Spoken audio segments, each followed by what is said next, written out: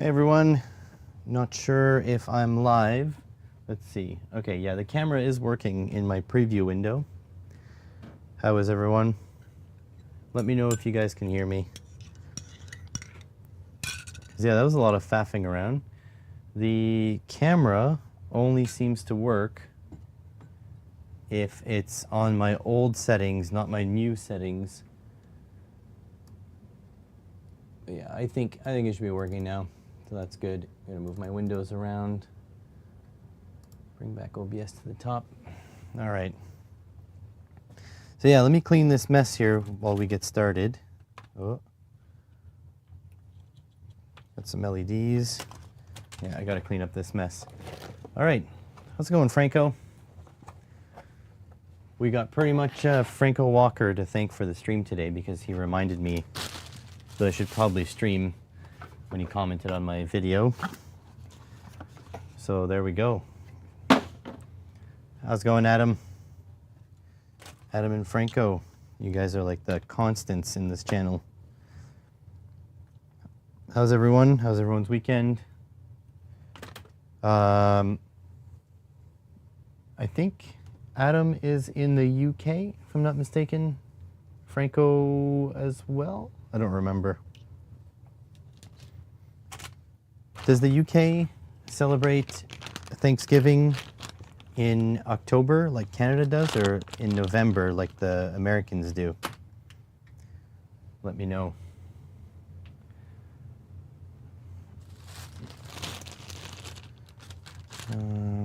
Yeah, it's been a while since I've live streamed. I've been busy, but also I've been, you know, trying not to burn out. South in the UK, we don't have Thanksgiving. Oh, true. True, you guys wouldn't, huh? I forgot about the implications there. Hey, how's it going? Johnny Bergdill, JB, Justin Biebs. How is everyone? Put this away. Just cleaning up the remnants of the last mailbag there. And today we're probably going to be working on this battery thing. Oh yeah, I hate C++ as well. Wonky land in Kazakhstan. Yeah, Thanksgiving, I mean, it's a pretty messed up thing, Thanksgiving. So, I mean, I really don't think Canada should celebrate it, but I mean, I don't really, especially not for what it's actually meant for. For me, it's more like eating food. Or just squishing a ladybug here. There we go. So yeah, I have no like specific meaning to Thanksgiving personally. Ugh. This is the explosion that happens after a mailbag video when I don't clean. So I'm just gonna clean it up really quick, and then we can get going on. We're definitely working on the battery project today. Have to reset the browser. Hopefully, okay, camera's still alive. So yeah, the camera would not display. That was a weird thing. I had my settings from the old webcam, the C920, and I have the settings for the new webcam. This is the Brio 4K, and I updated the settings for the Brio. Did a couple live streams. Everything was working fine, but today it wouldn't work. And then I tried a bunch of things, and I noticed that it would work if it was on the settings for the old C920. So yeah, so now it's running under the settings of the C920. So if the video fidelity is not great, that's probably why.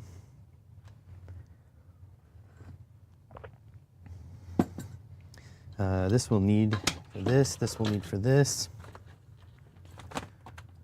Like so. Take this away.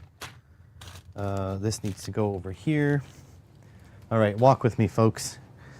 One day, like, this whole basement area will be converted into my workshop, and then you guys will just follow me camera to camera.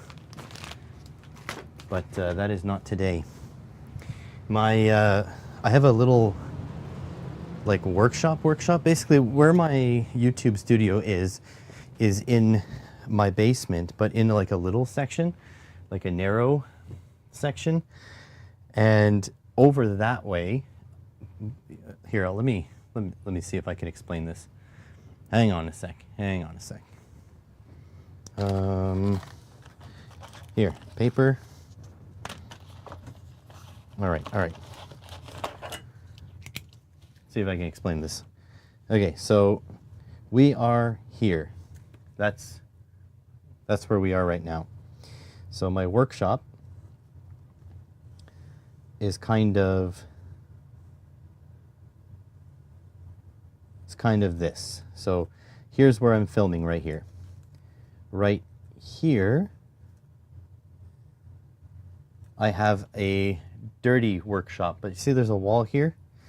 So this is like the living room type area of the basement, and this was a workshop created by the previous owners. There's doors here. They're inaccessible. I can't go in because my desk is like here, and then my workbench is like here, and then I got another workbench that goes across here, and another workbench that goes across sort of here. So when I go and bring things like the fuel stuff you just saw, hopefully you can see that. Hold on. Yeah, bring it up closer. This is like way overblown. There we go. So when I bring stuff into here, my sort of dirty workshop, and actually I'll show you what I'm going to do with this soon, but I have to walk around like this. This is not a door, but it's a doorway. Okay, and then I walk around here. This is like a hallway, and this is like laundry, this area. So I have to walk around here, and here is a doorway, and I go and I put stuff in here. So when you hear me walking, it's you're coming along with me. You're coming all the way around here and here to there. So this is you can't type ass in the chat. Interesting. Huh. So yeah, so you guys always walk with me like this. When I go upstairs to get a coffee, the stairs are like here. So you come with me like here, I go upstairs, and then the kitchen is like over here somewhere up top. But yeah, that's like the layout. Your H-bridge isn't working, right? Did you confound the pins on your NPN and your PNP transistors? Because that'll do her. And also you got to make sure that you're meeting your saturation voltage on the base of your transistors.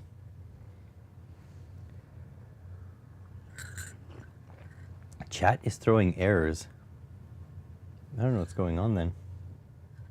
All right, put my LEDs away. Like so. These we're going to need. Okay, so here's the plan. So this is the battery bank I've made. These are 4 lithium iron phosphate batteries. They have this 1/4-20 threaded rod through them. I'm going to redesign this eventually to offset this row a little bit lower and this row a little bit higher, because if you see, it does a little bit of a banana right now.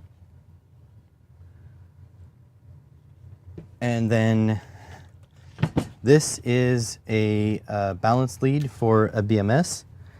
But as you can see, there is no BMS to be seen. So your chat's all messed up. Damn, that sucks, dude. I don't really know how to fix that. So I have printed some parts to solve all this. So here's my box of parts. So these are the frames that was prototyping. I think a lot of these are going to go in the recycling bin.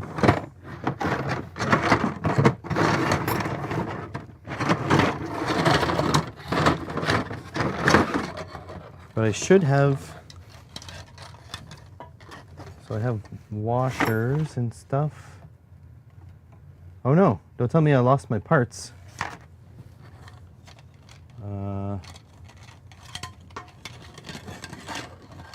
Hang on a sec.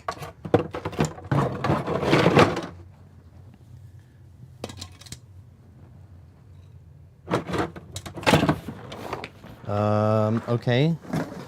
So I had parts. Maybe they're in this bin. Oh yeah, they are. Okay. 2, 3, 4. These parts. These parts. These parts. And these parts. Okay. Crisis averted. Okay, so. Happily chatting along. Okay. Been building this weekend, but not on the 3D printer. Woodworking. Interesting. All right, so here's the Heltec BMS I'm going to be using on this. And here is the solution to hold the Heltec BMS onto here. I'm basically going to undo these rods and replace these spacers with these spacers. So you see the little egg-shaped? And basically this will go through the hole in the threaded rod. So like there. And then I'm just going to use zip ties around this part to hold the BMS on. Now eventually I can make a bracket and bolt it to here, but that's not here nor there. So I got 4 of these. These should work just fine. So this will be held on, I mean, something like this. You know, something like that. And then I need inputs and outputs. So this is the main positive here, and this the main negative. Oh, this the main negative over here. So for the positive, I made this guy. So this is a on-off switch. Got to be careful of this thing swinging around in the breeze. It's an on-off switch, and it's a couple of these binding posts, which are really expensive. We'll talk about that in a moment. These binding posts and this on-off switch. So this will hook up here, like so. And then there'll be a wire from here to here. And also there'll be a wire from here to here and from here to here with a resistor between them. So I can pre-charge, you know, this could be a pre-charge resistor for your accessories. So that's done. And the spacing of these holes means if I take these 2 spacers out, I'll be able to put this in and a couple little spacers and run this rod back in. So this will be sort of like mounted there. That should fit just perfectly. So that's for the positive. Will the main positive wire need to be way bigger? No. This is a dual 14 gauge. This maxes out at 100 amps of output. I really don't want to push that much. I also don't have any class Y fuses or class T fuses. So I want to limit the current a little bit. I'm hoping to pull like at max about 20 amps from this. Eventually, like a bigger pack I can make with bigger wires, but this will be a low current pack. So that, and now on the negative side, I have this. So this is, well here, this is a breaker. So that's what I'm going to be using to breaker on the negative side. So this is a 70 amp breaker. Well, 70 amp breaker, maxes out. Okay, but here's the deal. Battery negative here comes to this terminal, but then from this terminal, you can't just use an output. This terminal has to go onto this BMS. So it's going to be wired to the BMS. BMS in, I think, is pack negative. I think it's this one, and I think this is for charging. So pack negative here, and then battery negative here. So then this comes back up to the bottom of this. This is another one of these battery terminals, but it's one that I've made myself, and I'll talk about that in a moment. This is a battery binding post that I've custom made, which will be a project I'll release on YouTube. I just need to chop off this threaded rod. This is brass threaded rod, and then I have my own binding posts. So yeah, so this will be main negative, and it'll go to and from the BMS. So today's job, we're probably going to record a video on the binding posts I custom made. Hold on a sec. 600 pieces. Yeah, you know what? I've lost stuff too. It was a pain in the butt. So yeah, I'll make some custom battery binding posts, which will be a video. Then I'll use those binding posts on this project. I'm going to replace these commercial ones with my custom ones. And then we're going to make a video on this thing, getting the BMS and the balancer installed, and then giving it its first charge up and discharge cycles. So that'll be pretty neat. So that's today's plan. Switch negative, fuses and primary switches only need to be on positive. Well, I have a switch, you see? I have a switch on the positive, so that'll be switched, and then it's going to be breakered on the negative. So they'll be both. You can have a breaker on the positive or the negative. Trying to get a device published in Home Assistant over MQTT. Oh, that's really sweet.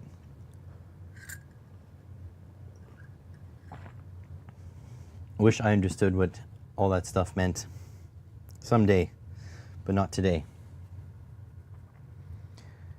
All right, so I guess the first thing I got to do is I got to cut this threaded rod to length for this binding post. Maybe I'll cut a couple lengths. High wattage resistor on that preheat switch, 2-3 watts.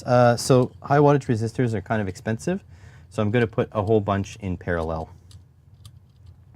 And honestly, it doesn't matter if they burn out because their duty cycle is so small, right? Their duty cycle is only like, they're only going to be on for a few seconds at a time. I don't think it's going to be enough to turn cherry red. But let's say if you put like 5 1K resistors, I think that's fine. 5 1K resistors will give you 200 ohms, right? No, 500.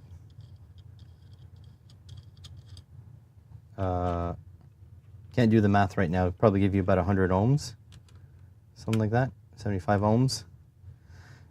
And I think that'll be plenty. So yeah, bought all this brass hardware for a reason, and it was for this. Like this. Oh, and I should put a terminal in, just so I can tell the length.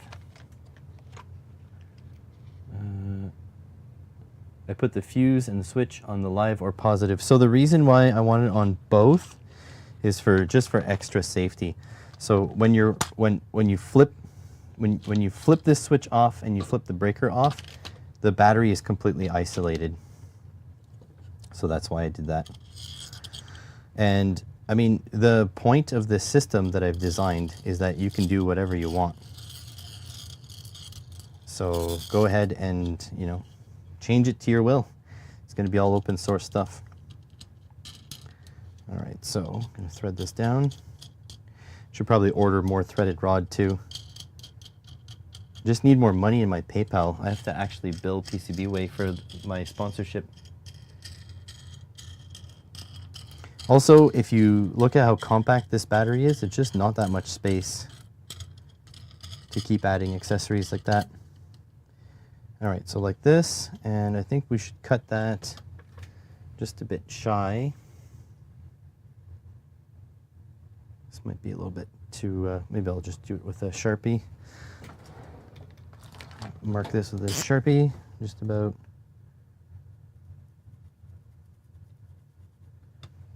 there. And then I'll thread this out, give it a cut. Just like so.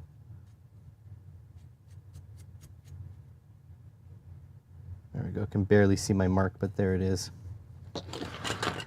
All right, let's get this stuff away so I don't get shavings all over the place. And I need a little vise.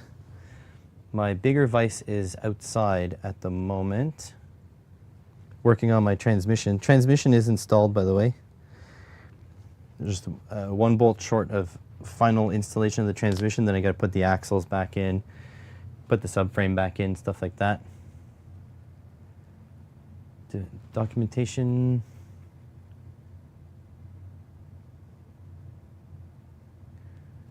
Well, Adam, the circuit is, the battery is isolated. So the ground, like whatever the battery shorts to, it has to come back to the negative here. Unless you tie the negative of the battery to like your house negative, then it's a different story. But if you use this in, let's say, a automotive application or a boat application like I'm going to, it doesn't really matter. And on top of that, don't forget that the BMS also has overcurrent protection. So it already handles that as well. But yeah, everything has to pass through the BMS. It might be smarter to put this switch on negative side. Like you can wire it however you want, right? Like you just print a mirror image of this and then it goes over here on the negative. So that could be possible too. In fact, is that what I actually planned? No, because the pre-charge resistor would be on the positive side. I don't know. It doesn't matter. I could figure that out after. Right now I need to get things physically fitting. So what am I going to do for a vise? I don't want to use anything that's going to mar up the threads.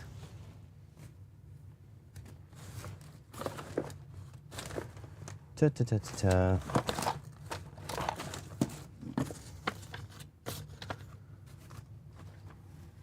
If I were a vise, I'm sure I have like a soldering vise that I've 3D printed and has little screw threads on it. That should be good.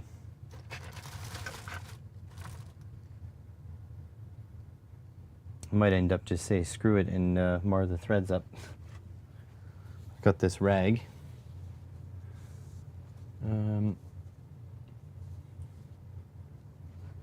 Yeah, JB, maybe some of the smart people in this chat can figure it out for you. Not me, the smart people.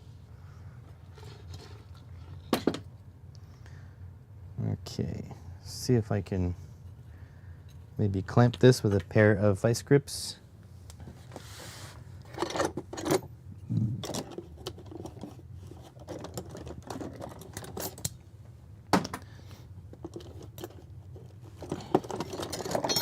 This is brass. I don't think it should be that hard to cut. I know brass is kind of like a bit grabby, but we'll see. All right, so if I come over here, just clamp this down.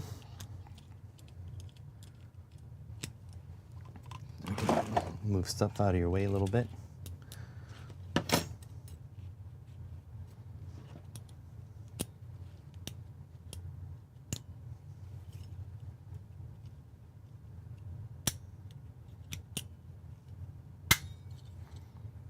There we go.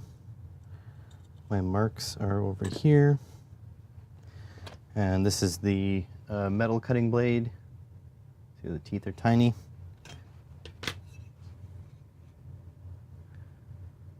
Have fun, Adam.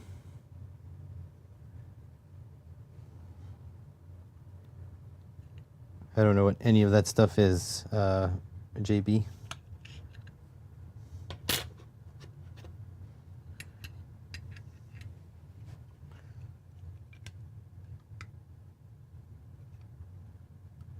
Come on, get in there. This is a cool little handheld saw I had found a long time ago. I don't feel like making a giant mess or getting power tools out or whatever. All right, let's see here.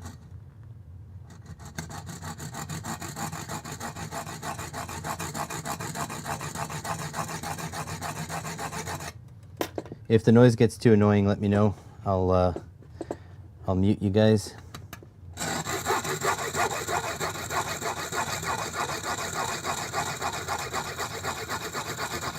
It's making brass sparkles all over.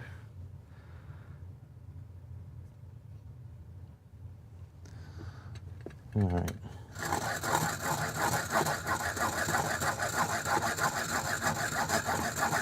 Yep.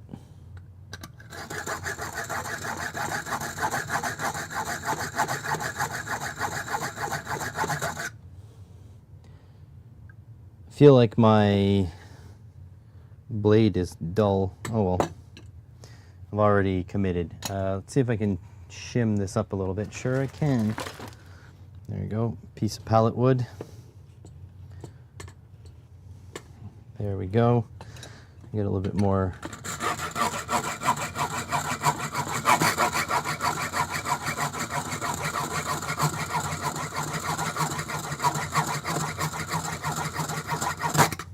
It really doesn't feel like I'm making much progress here.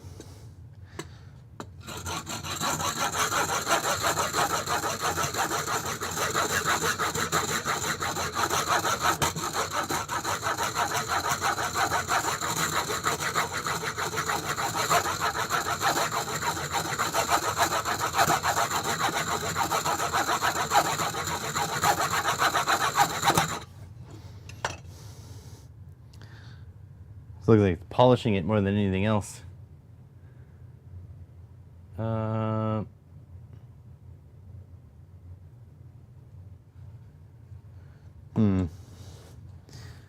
have a little Dremel, but Dremel's going to send dust everywhere.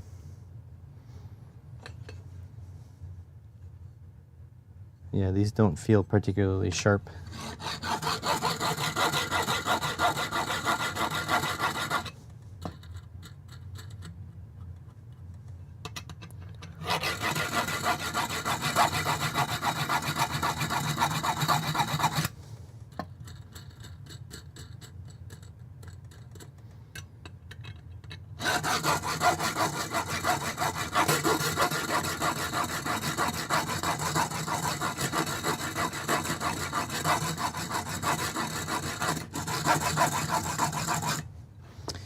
So it feels like it's just, because you know how brass is self-lubricating? So it just feels like it's just gliding over and not really cutting. So we can rotate a little bit.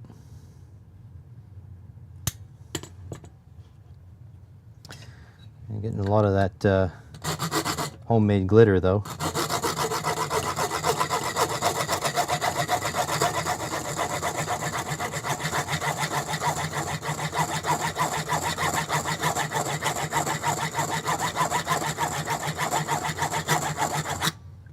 Let me go see if I have a metal saw.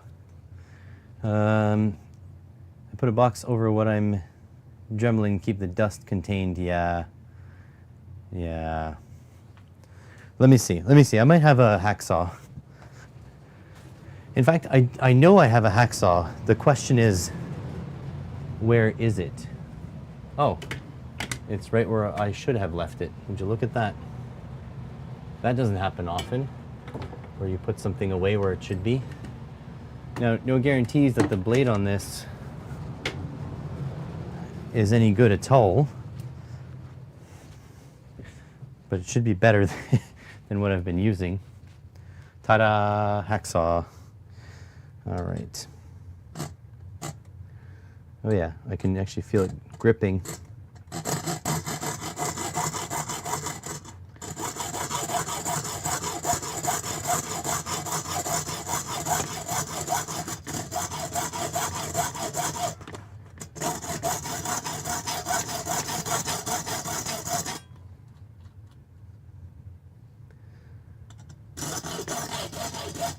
Remember that your hacksaw only cuts on the push stroke, not on the pull stroke.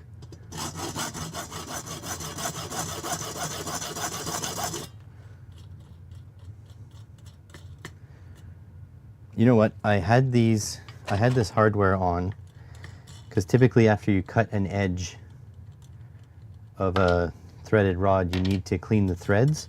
But I just realized using brass hardware is not a good idea for that, so I'll go get steel hardware. There we go.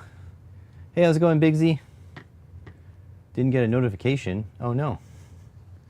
You know what? I didn't do a really good job. I didn't notify anyone. In fact, this stream is Franco's fault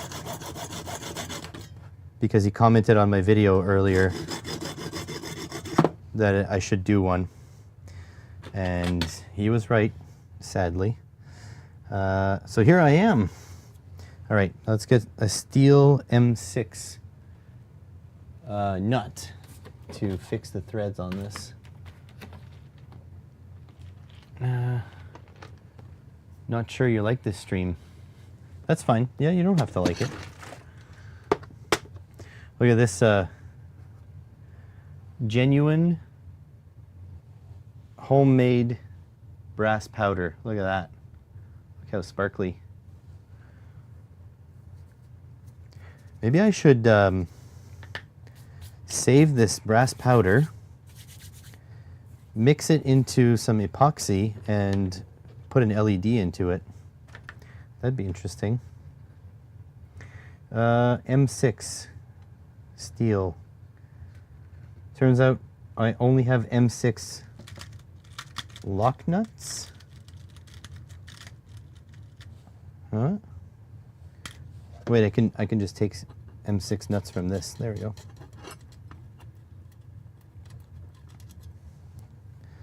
Yoink.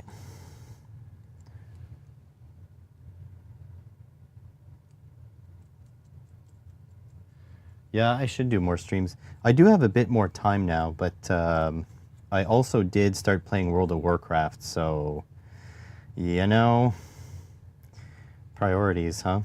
There we go. So yeah, basically after you cut a threaded rod down, you should always just run a nut through it, or if you want a thread chaser or a thread tap, just to clean up the broken ends. I'll cut another couple lengths because I do need to make a video about these, so I'll cut a couple at arbitrary lengths. This threaded rod is actually kind of expensive, M6 stuff, but it's still like nothing compared to what commercial battery posts are costing. It's ridiculous. Let me run a screw, there we go, a nut through this one too.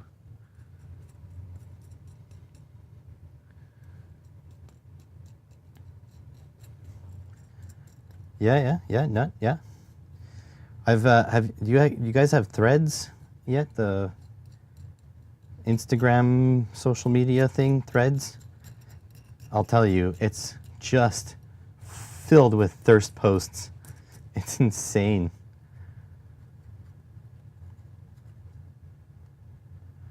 There we go.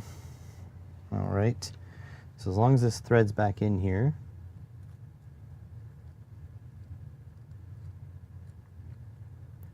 You know what, maybe I'll thread this in and make sure it stays in there.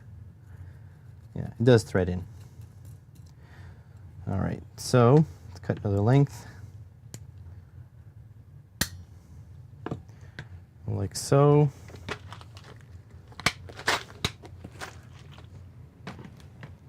Not on social media, huh? I kind of have to. As content creator, kind of have to have social media. I mean, you don't have to, but then you have to be talented, and I don't have that, so I need social media. No, it's skipping all over.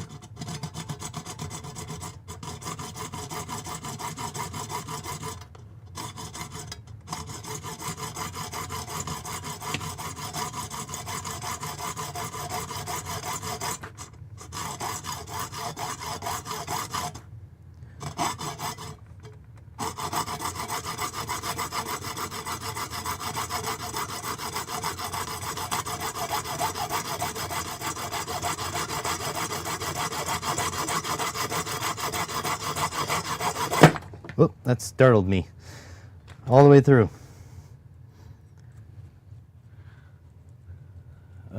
What's a thirst post? Threads. Literally, just make sure Facebook knows you're a man, and then you'll get your thirst posts.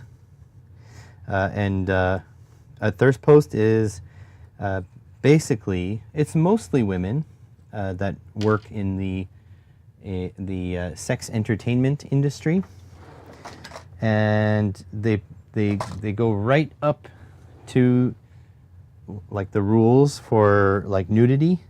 They go right up and skirt the rules, hoping that you're going to go check out their the platforms that pay them. Like, they are hustling hard. I don't blame them for hustling. I respect the hustle. It's just hilarious because it's like all thirst posts.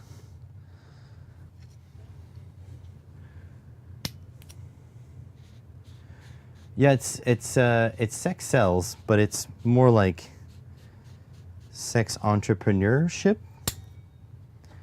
because it's not like big companies. It's all individuals trying to make it on OnlyFans or whatever their platforms are. Again, I don't blame them. Everybody's got to survive.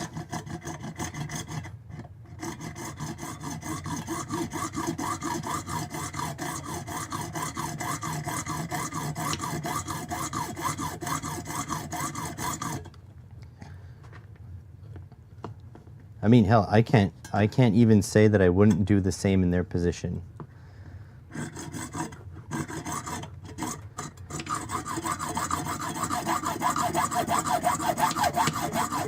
Not a big market for a pair of hands, though.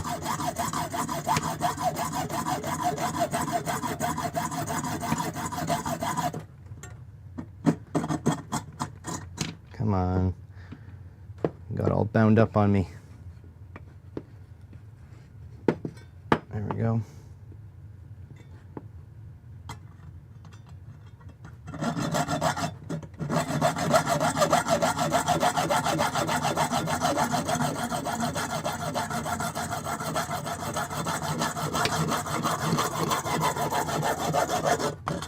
There we go.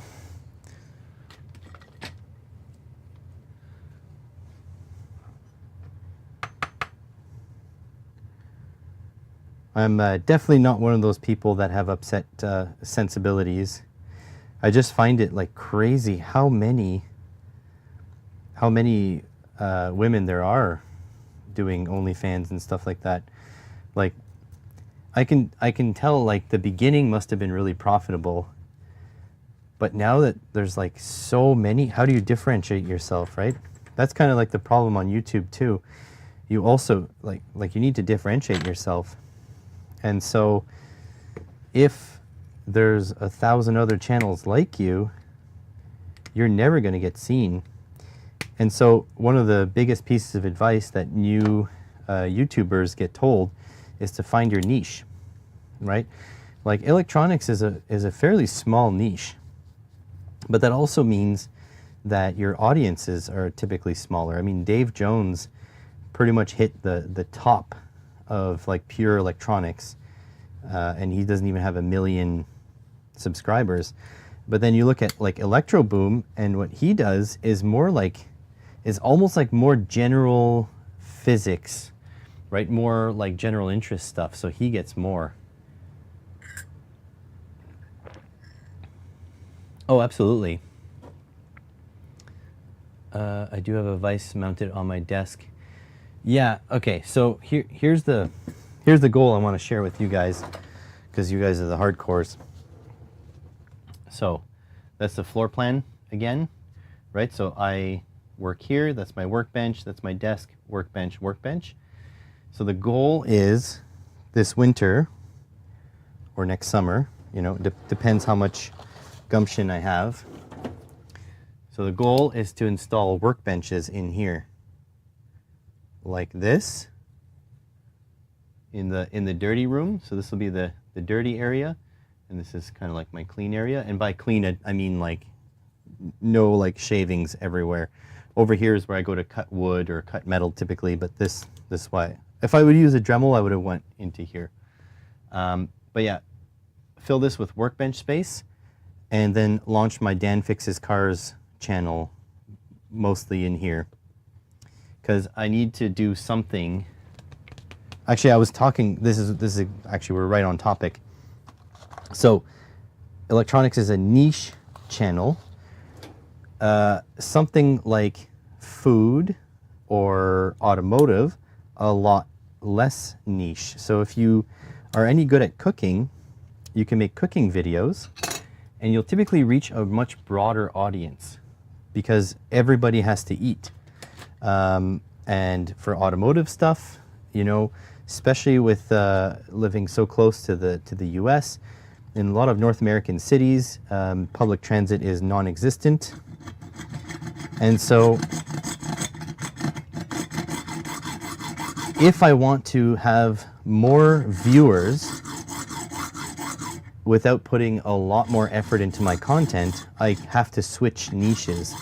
I don't want to switch, but I have a lot of automotive information I could share.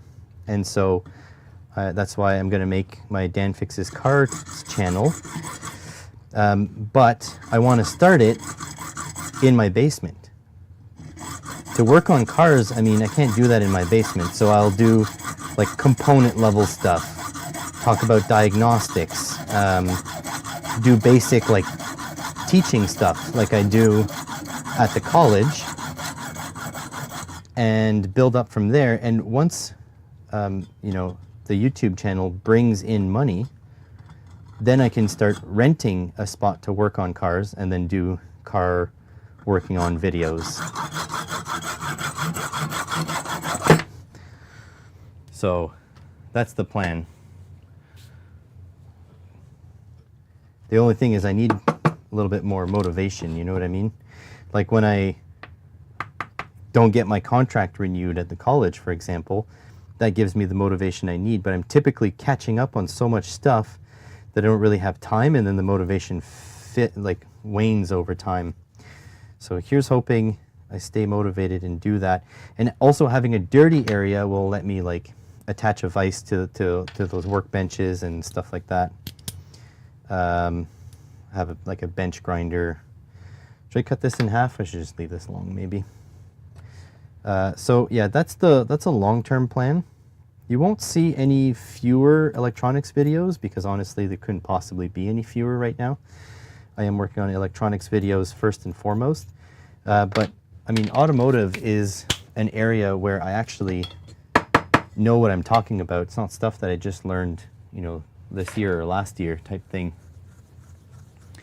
So yeah, that's my idea. Let me go get a little baggie. I am gonna save this. I'm gonna just do an experiment and see if I can embed it in some resin and pop an LED into it and see what it does.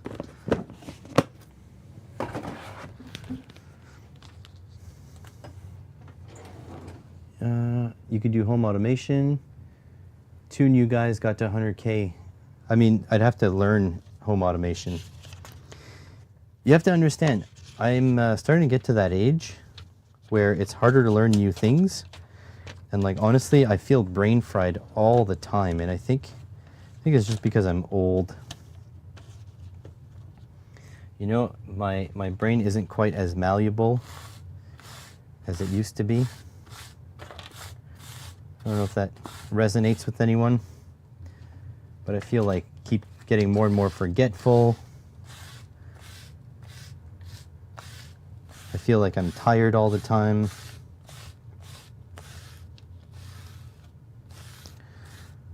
This looks reasonably like gold. That's pretty cool. Look at this dust. Doesn't that look like gold? It's like all... I think that'll look good in resin.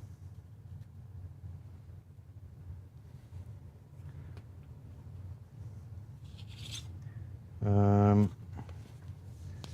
we go. I know you're 60. I'm not saying like I'm not saying that it's I'm not saying that because I am old I'm dumb and all old people are dumb. What I'm saying is I'm less intelligent than I personally was before. So maybe you started out way smarter than me, you know? And the thing is, I've got a lot of stuff I have to learn still for the electronics channel. So it's a lot of like cognitive load. That's all I'm saying. Okay, so that's in there. Probably should try to clean this up here. Probably having some dust everywhere is not the best thing in the world.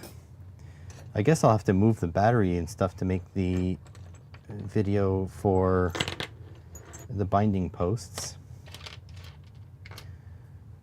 Okay, so these will have to move, these will move, these will move, this will move, this will move, the rest there can stay.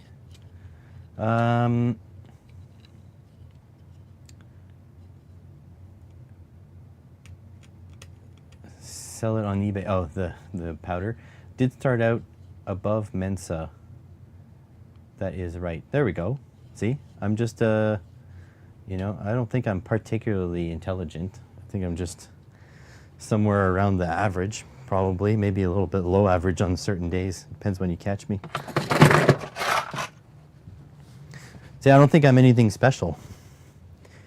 And then, you know, you add in the fact that I have to learn a lot of stuff on a daily basis. Like right now, some of you might know this, but you know, I started a new job less than a year ago, and I've almost never done the same thing twice so far. So in my everyday job, I'm constantly learning new things, and it puts a mental strain on me. You know what I mean? Jelly bean? That go over there. I'll put this away. Yeah, I am a professor. That's true. But see, that's what I'm saying. I'm a professor of automotive technology, not a professor of electronics. So that's the motivation to make an automotive channel, is so I can share my expertise. And you know, I don't have kids. I never will have kids. So for me, disseminating knowledge is what this is all about. You know what I mean? That's my legacy. I'm gonna be I'm gonna pass on my knowledge to everyone else. Ugh. There we go. Jesus Christ, these batteries are heavy, but way lighter than my other ones, tell you that. All right. Oh, I should get an Amazon package today too. All right, put these away. Okay, so let me show you guys what's up. So it'll help me plan for the video. Let me see here. Do I still have some on the printer? No. Where did all the other ones go? Dropping everything everywhere.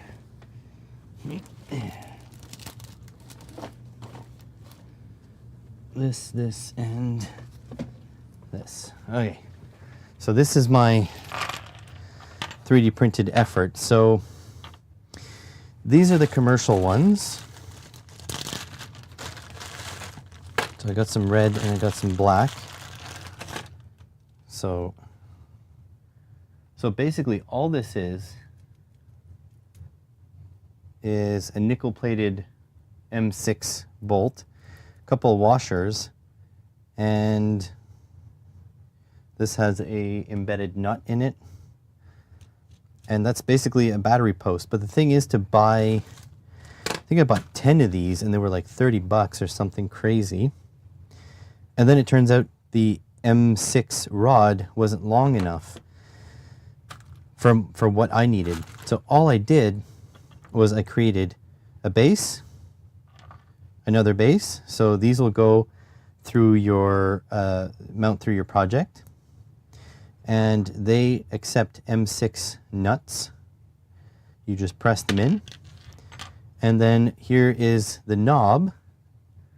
And again, this accepts an M6 nut. and it has a recess in it, so you can actually run your rod up through it. So you can actually thread this in quite far. If you see, it goes about that deep inside.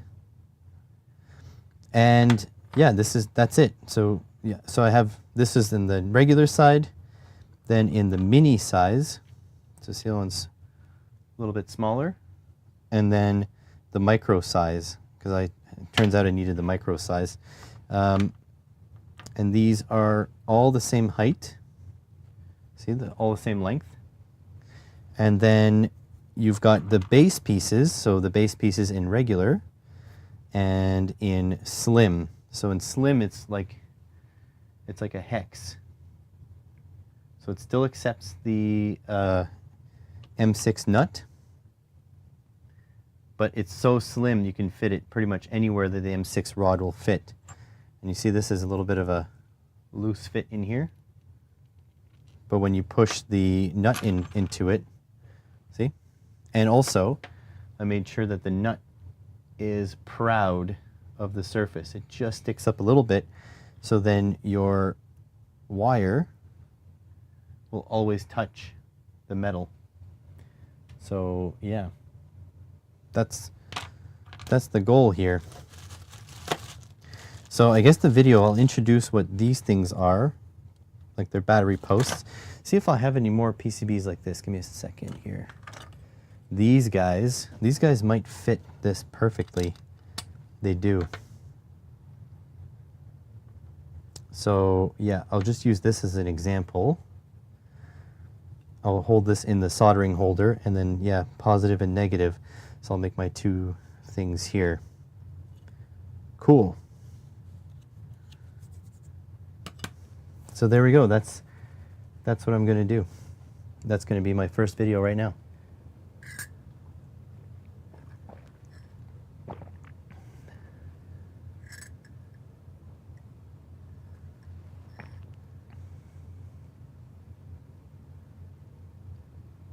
Cut down on your smoking. Just stop smoking altogether. I believe in you. Smoking's bad, okay? You shouldn't smoke, okay?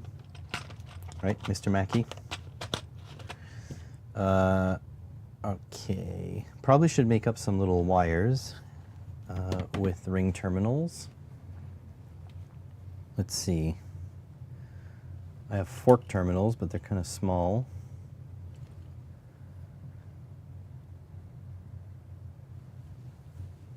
I'll let you guys talk about the Home Assistant stuff on your own. That's way over my head.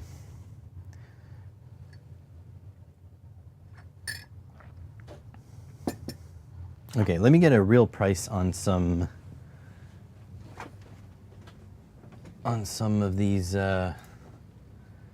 things here. Let's see if I can screen plus camera, screen. There we go. Okay. Go AliExpress. And we'll go M6 battery post.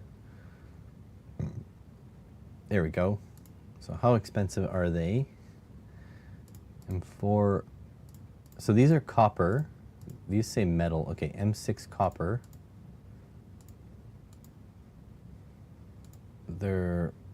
You can only get one. Oh, it's a welcome deal. All right, so they're about $3 a piece, Canadian. So that's actually not too expensive.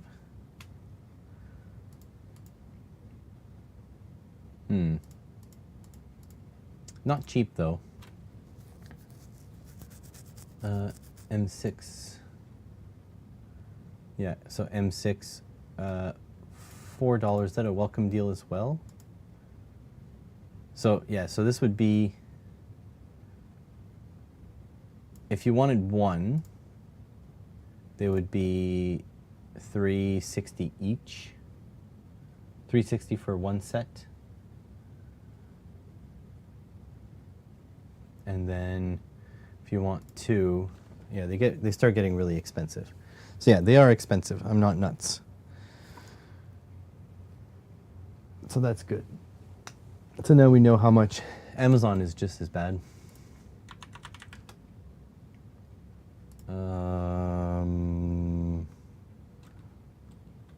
M6 binding post.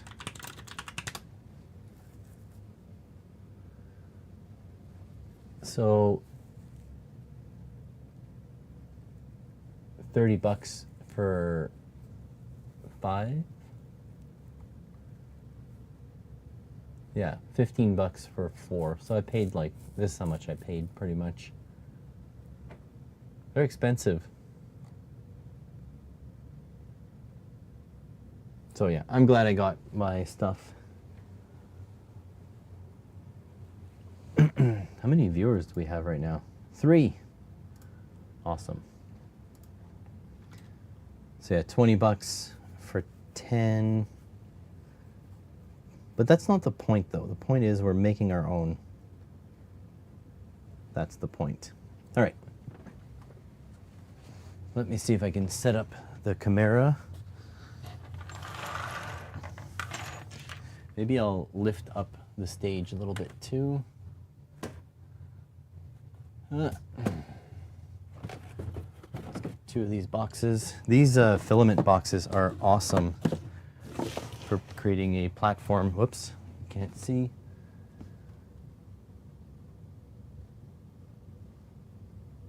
With smoking a reefer, now he's grinding pots. I'm so confused. I haven't seen the Def Palm in a little bit, simply because, oops, there we go. Simply because I just haven't been watching very many electronics channels. I've been, you know, keeping busy otherwise. Oh, put a bunch of stuff on here.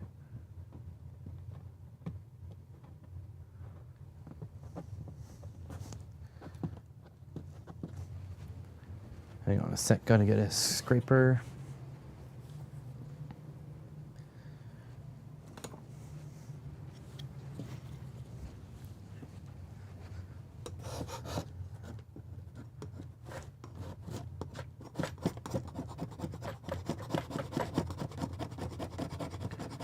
Get all the glue off the surface.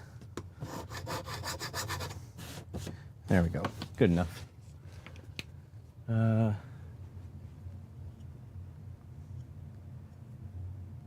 Hey, thank you, Ken. Welcome to the channel.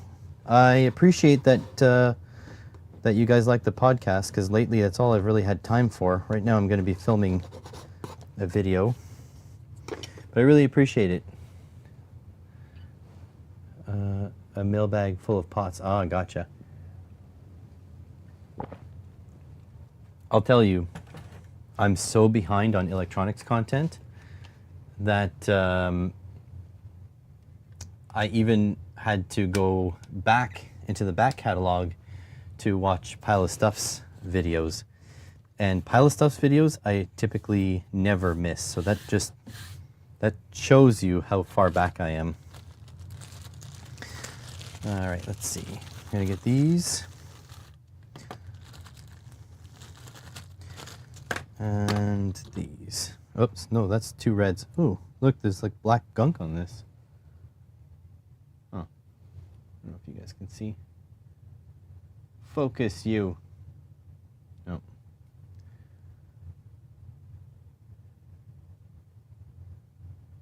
Won't focus, but anyways, you see the black gunk on it. Stuck Home Assistant. Okay, you guys are still doing the Home Assistant stuff. I mean, I wish I was helpful, but just coding is just so hard for me. I just can't do it.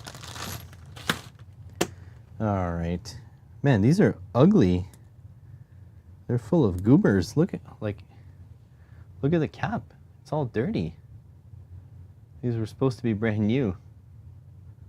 Huh. Yeah, I love Pile of Stuff too. Real awesome stuff. Okay, so let me see if I can get the shot, zoom into here. Oh, why so dim?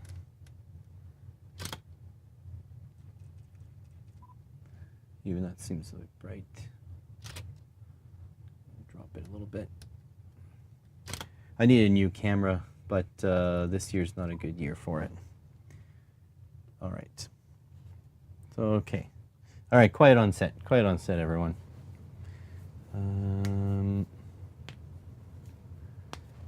Here we go. These are binding posts. Basically, what they are is when a device needs you to connect wires to it, typically fork or ring terminals, you just take the cap off, put your fork or ring terminal on, and then you've got little threads on here, thread this on, and then just tightening this down makes a good connection. That current will run through the post here, through this body. Typically the body is here so you can mount it on a metal case without the threaded rod here shorting on the case. So it's isolated, but it'll run through, and then underneath here, you would take this off, put another ring terminal on this end, and then it would be clamped by this, and then go off to your device inside of your case. So binding posts are very important. Typically everything that is sort of high current will use binding posts instead of plugs or soldered connections. My problem with binding posts though is they are expensive. So I had to buy these for a project on Amazon, and they cost me about 20 bucks for 10 of them. When I finally got them, I put them in my project and I realized this stud is actually not long enough for what I need. So I thought, there's really nothing to this. It is actually just a base that accepts an M6 nut, another base piece here to isolate your stud, and then a stud, a couple of nuts, a couple of washers, and a cap with threads. So why can't we just order our own parts and make our own custom binding posts? Well, a couple of reasons. First of all, these are probably steel, but the better ones are made out of copper, and they are plated with tin to have high conductivity. Another alternative would be to use brass. If you can see inside here, the threads are brass. Well, why don't we just order brass parts then? There we go. Let's put this back together. And then I'm going to film the next portion. Black plastic got in with the red plastic. Yeah, I think so. I'm not sure what the rating are of these, but they're M6, so they're not very strong. All messages are only stored in Home Assistant. Not to buy any electronics accessories from Amazon, but straight from mouse or DigiKey, so you know exactly what you get. Yeah, I know, Ken, I'm well aware of that. Problem is, it costs a buttload more to get them from mouse or DigiKey, and it takes 7 days to ship in. When I ordered these things, I was hoping to get them ASAP because I wanted to get my project done, and then it had turned out I didn't finish my project anyways, but that's not the point. The point is, Amazon is just so convenient. But you know what's even better than Amazon? Just making your own shit. That's why I've designed these binding posts, and I'll be using those from now on anyways.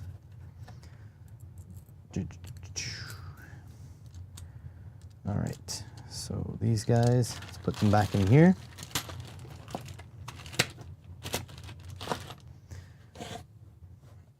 Okay, so let me go get the raw materials here. So these are nuts, threaded rods,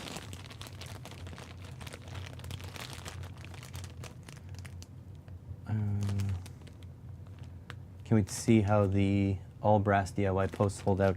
I mean, if you guys are interested for a future video, I can put them through the ringer and see really how much current we can pump through them, because I do have those lead acid batteries that have a ton of current delivering capability, and I can even put them in parallel.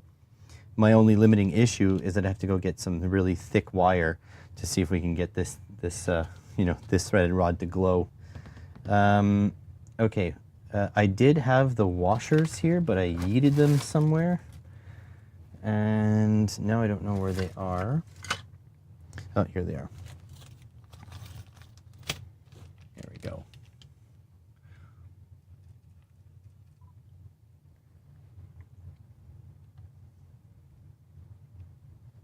These are the components that I bought. I got these from AliExpress, and at the outset, the price is quite a bit higher than just buying binding posts, but I plan on keeping these in stock for a long time, and you get way more parts than you need to make the equivalent amount of binding posts. So I believe I can make about twice or maybe 3 times the amount of binding posts, and what's even better than that is I can make them in custom lengths. So this is just M6 brass nuts. These are M6 brass washers. Theoretically not necessary, but I like having them. And these are M6 brass threaded rod. If you live near a hobby shop or something, you can get these in there as well, but you probably pay a little bit more. Buying them directly from a Chinese vendor will take a lot longer, but they will be a lot cheaper. But what about the plastic parts? There we go, got these done. All right. This, and this. 1, 2, and 3. And then the bases.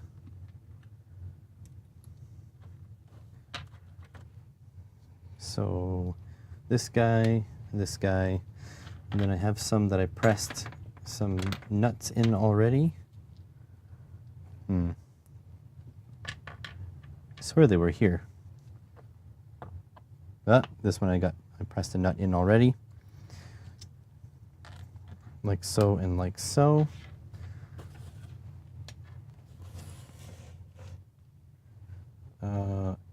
Need a slim. Maybe I'll rearrange them to be in size order. And like so and like so.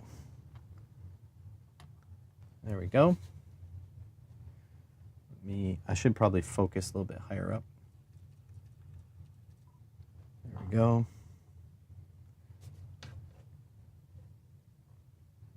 Can't do that. I'm losing them they're out of focus. I'll have to focus down on the bottom here.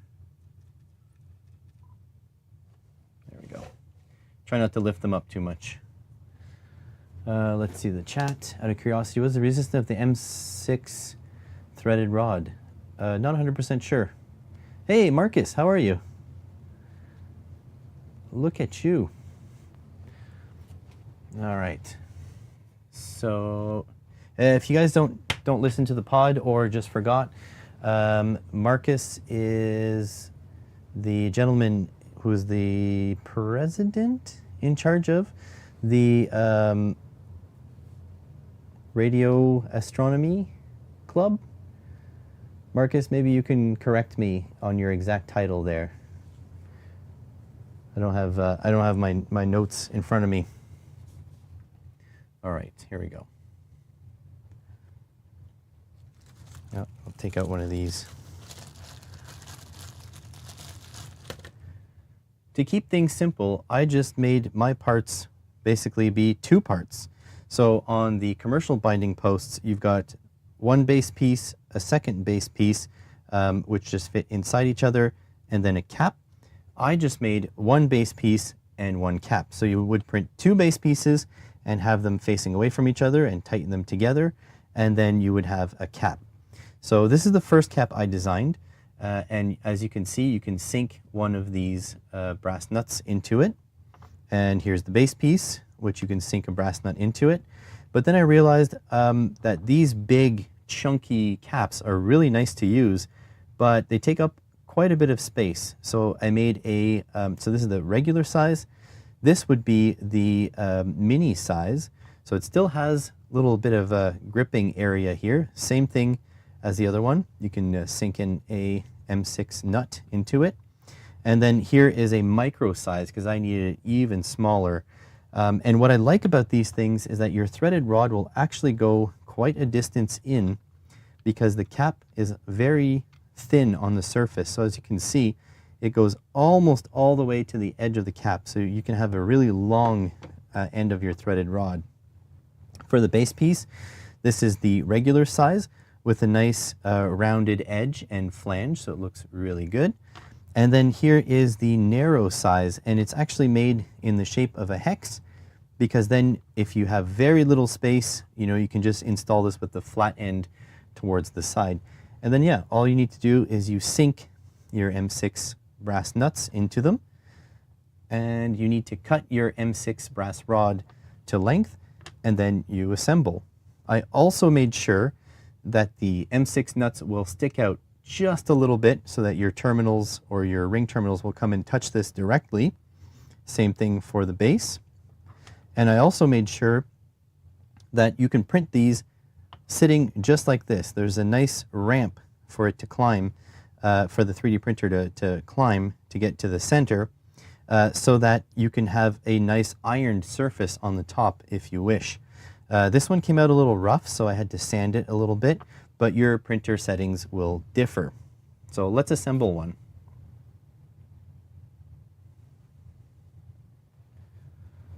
There we go. All right.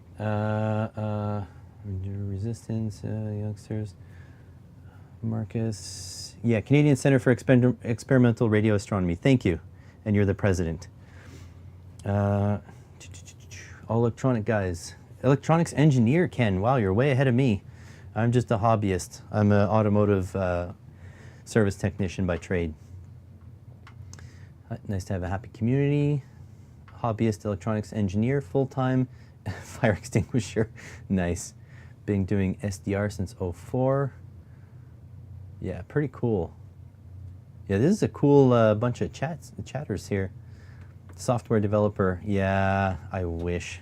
Software developer. All right, so let's build one of these on camera. So I've got this base.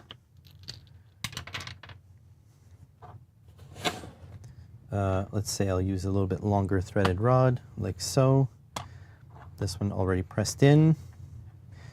Need one more to press into here. Need one more. And then a couple of washers. Like so. Maybe I'll just press my own in, actually, so I can demo it. There we go. Press it in.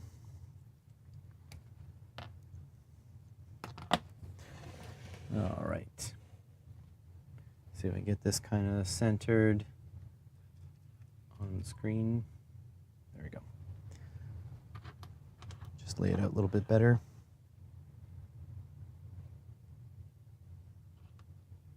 All right, so I got all the parts together here to make a micro version.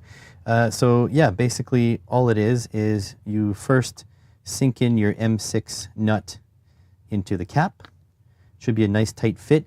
You can put a dab of CA glue if you want it to sit at a specific height, or if you want it in there much more permanently, but I made them kind of tight fitting. So there's another one, and there's another one, but it also depends on the tolerance of your 3D printer, quite obviously, and what kind of filament you're using, because some filament does change shape a little bit. So for example, these two were printed at the same time, but this one is tighter than this one. All right, and then all you need is you have your cap, thread it in however far you want, throw a washer onto it, like that, and then you have your top piece, your top body piece. You have to have the nut facing towards the cap.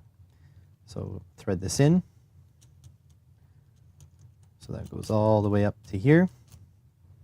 And then you have your bottom cap, the nut facing outside. Thread this in. And then you would have your casing obviously in between these. And then you have a washer,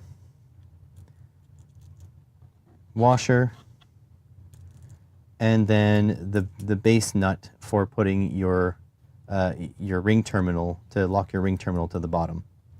So that is it. Let's put it onto a case of some sort, and let's run some current through it. There we go.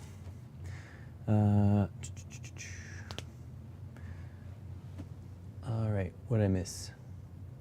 Software and computer systems guy, electronics mostly a side gig. Did a few hardware designs. Yeah, don't be so modest, Marcus. Didn't you design a component that is still used in radiography, radio astronomy? Going to move our company soon. New building. We'll rent out part of the space to another company with a robotic arm. 25 kilowatts for each arm. Wow, that's really cool. 3D printer solely to solve problems. Cool, cool. Problem was the price of it all. Costs have really come down the last 2-3 years. Very much so. All right, so let's move this now. I can just get my PCB holder out here. Oh, I guess I need to make myself little wires too. All right, let's get this out. Oh no, that was chaos. I made an avalanche. All my potentiometers are everywhere. Well, that's what I get for not cleaning properly. All right, you go over there for now. Okay, so I got some 14 gauge wire here. Give myself a decent length. Chop it off.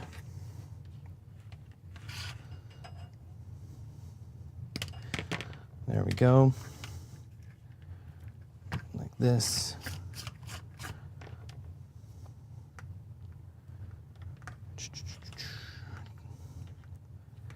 This and chop it off. There we go. Got my 2 lengths of wire. Might need that. Now, time for YouTube demonetization. Where are my strippers at? I've done essentially all the electronic design for the observatory, and I do have an instrument deployed in Antarctica. Yeah, see? Stop being so modest. I don't even know you that well, but I know enough that you're more qualified than you let on. Steppers for Adam.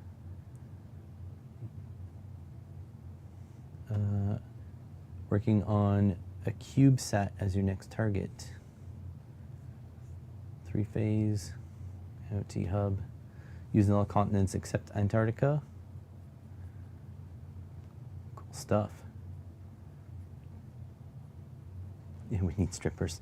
I had my strippers here somewhere.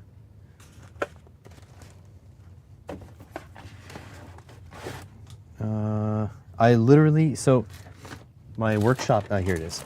My workshop is a mess right now because I had to make some LEDs work for my wife's stream. So if you ever, or for her YouTube channel, if you ever check out her YouTube channel, you see the LEDs in the background. Basically, they're running on a custom controller that I designed in the span of like, I think it was a day.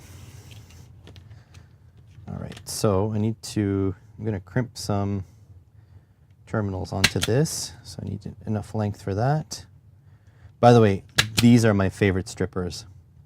These things are the goat. These forward grabbing ones. They're so efficient, they almost never miss. There we go. Should have some terminals here. So these should fit well. Vero is good, actually. She's good. She's, well, I don't really know how much she wants me to share, but she's good. How about that? Could tell you that much.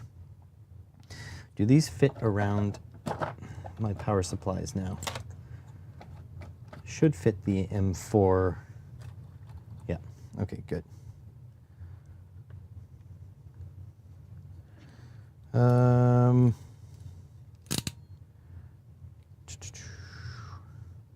Which way is the bigger way? I think it needs to go this way.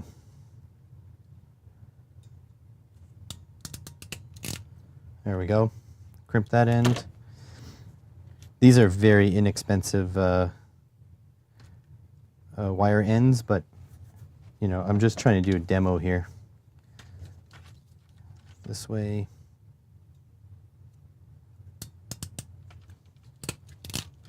One, two.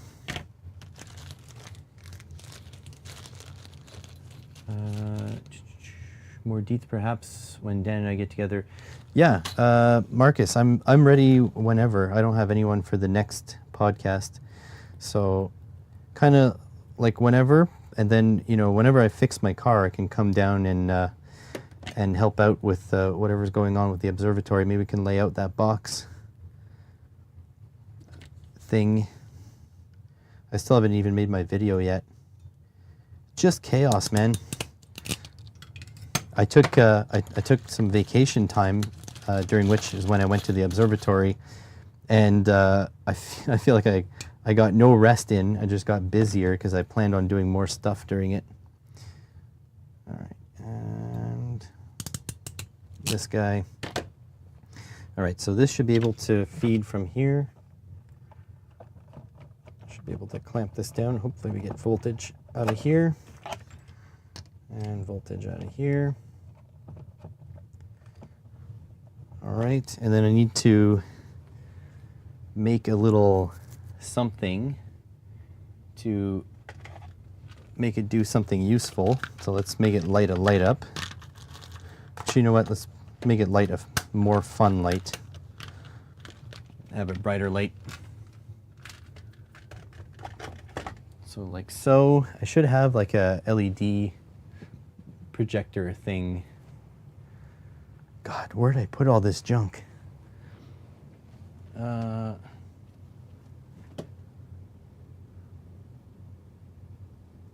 doing a project in my hobby time for another Dutch YouTuber, Master Milo.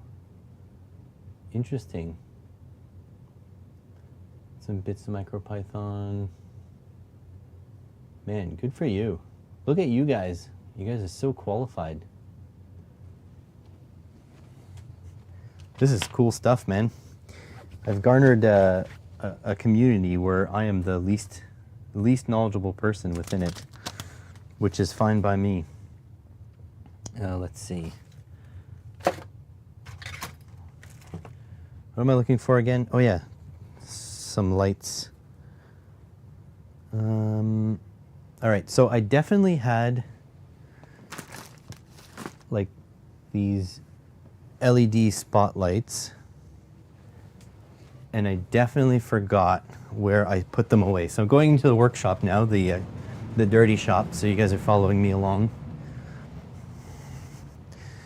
Did I put, because it's sort of automotive, did I put it in the sort of automotive pile back here? That's the question. What the hell is it? Okay, those are extended studs for my car. Nope, not that. I'm literally drowning in junk. I think it'll be time to start giving stuff away pretty soon. Or buying a new spot, you know? Just need to make like some reasonable money. And then I'll be able to buy a bigger house. Why is it? Let me ask you something.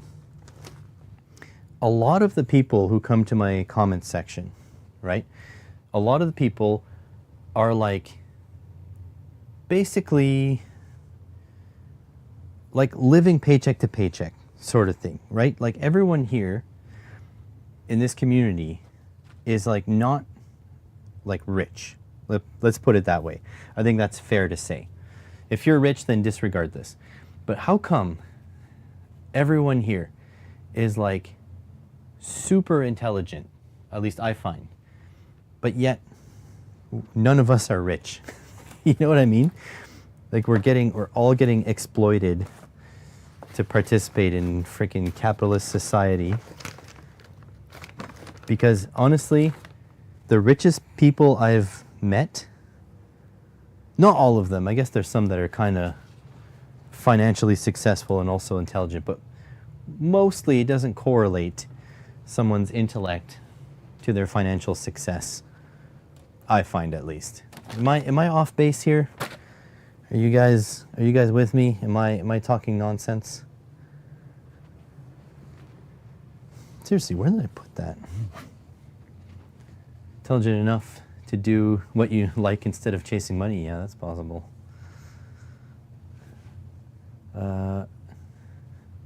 Yeah, I am I'm at a point personally where I've actually been able to put some money into savings, and that was through, you know how I was working like ridiculous hours this summer. So I'm actually able. I have savings. However, it's not a lot of savings, but it's the first time ever. And so I feel more confident, but I'm still not I'm not out of the, I'm not out of the woods. I probably have enough to float me for a couple months. And don't forget, I have 0 car payments. My cell phone plan is as cheap as I can get it, basically.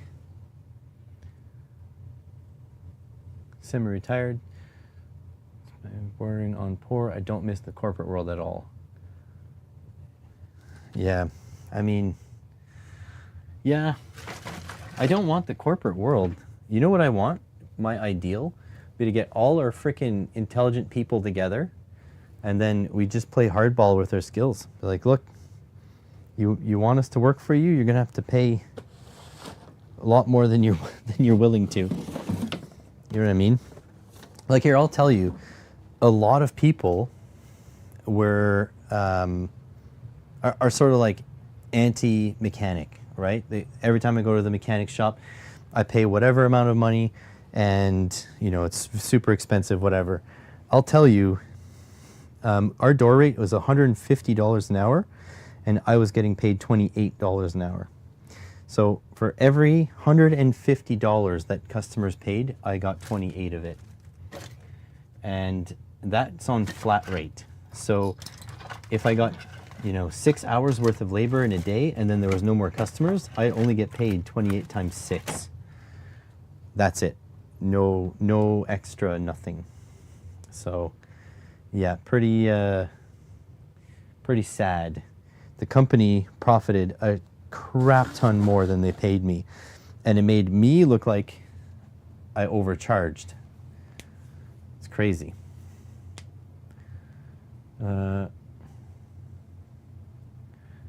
Previous big dish project used to use a pair of Amplidynes controlling 220 horsepower motors. Very cool. Okay. Need to find those loads, or else I'll end up doing nothing here and just complaining about the fact that I don't have money.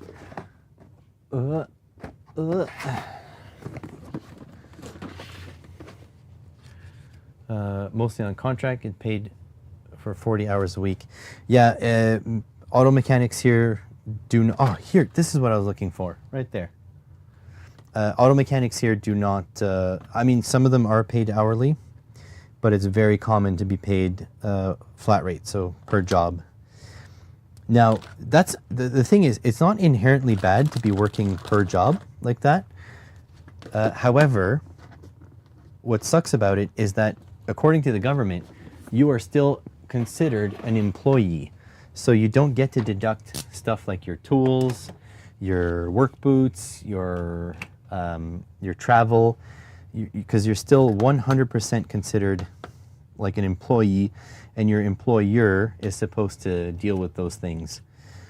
However, the salespeople in our exact same building, they were considered contractors, and therefore everything that was work related, including their work clothes, they could claim and deduct on their taxes.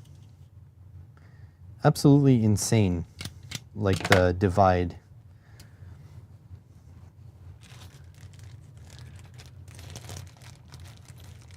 Fixed contract, 1,400 hours a year, basically 2 days a week. That leaves 10 weeks vacation. That's really cool. But like, be honest, Johnny. And I mean, you don't have to say anything if you don't have to say anything if you don't want to. But when you worked, did you make like 150,000 a year or whatever? I don't think so. And honestly, someone of your skill set probably, I mean, it's not debatable that you probably deserve that much, right? Obviously, you don't have to say if you don't feel comfortable. I'll tell you, I made garbage money. And it's mostly because I refused to overcharge customers. So when they would pay me to do a brake service, I would do the actual procedure. Whereas some of my colleagues, they just sort of did a half-assed job and got the job out so they could get on to the next one faster. And if the car came back with problems, well, all of a sudden, I'm too busy. I'm too busy to deal with those problems. You deal with it. You know, that kind of thing.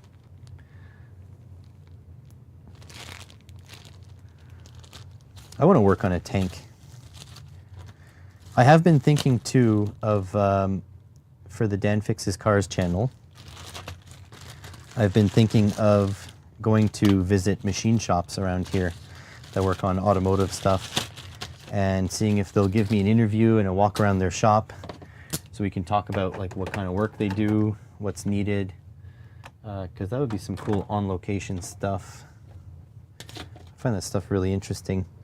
Also, I find it, if you ask, often people will say yes. So, you know, if I want to go take a look inside a machine shop, maybe someone's willing. We'll see.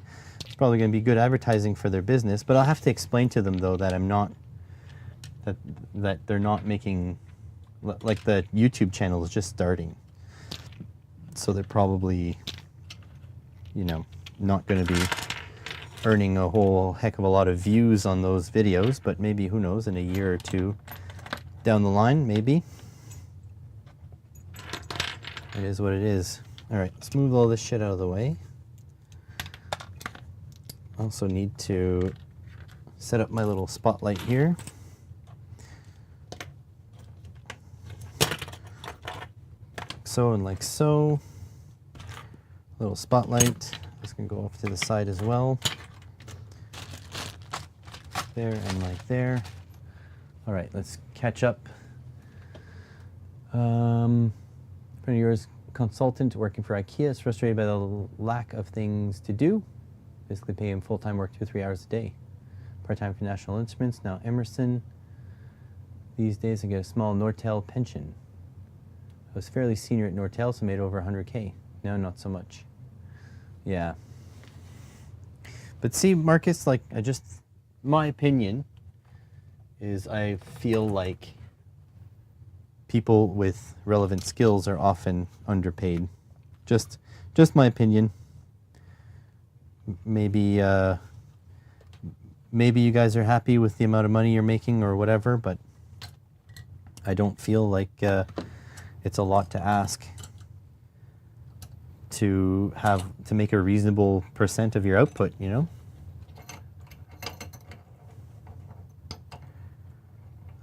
This one might be too far if I put it over here. Yeah, not long enough. All right. Well, maybe I'll just hang this on the bench. I think it'll be fine. All right. This is my banana box. Basically, it holds banana plugs in.